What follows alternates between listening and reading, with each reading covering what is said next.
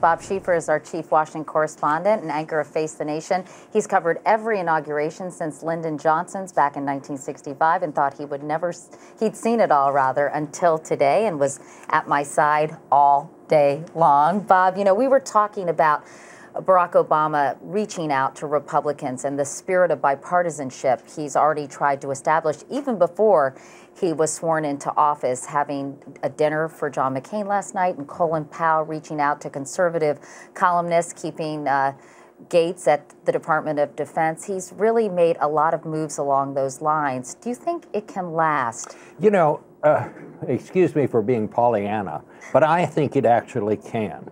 I've been very impressed with the way Barack Obama has come to Washington. George Bush, very sincere, had been a very moderate governor of Texas.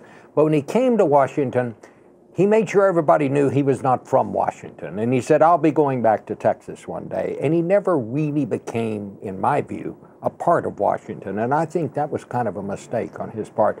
But there was something else today, Katie, beyond the speech that was made. And that was this enormous crowd of people, the largest group we've ever seen in Washington. An estimated 2 million. The largest crowd was 1.2 million at L.B.J.'s inauguration. Yes, and this may be even more than 2 million. I think Washington will take note of that crowd.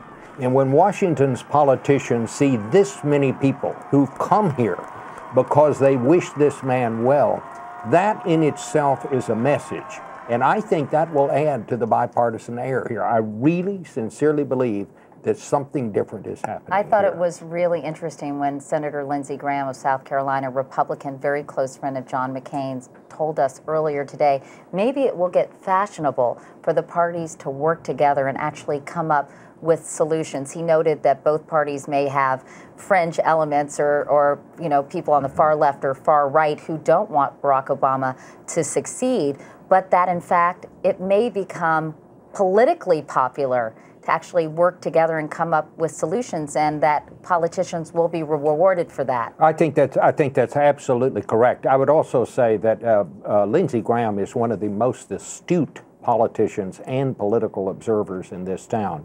If Lindsey Graham says that, we all want to take it seriously and think about it. But this was such a wonderful day, Katie.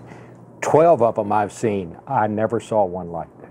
All right. Bob Schieffer. Bob, thank you so much.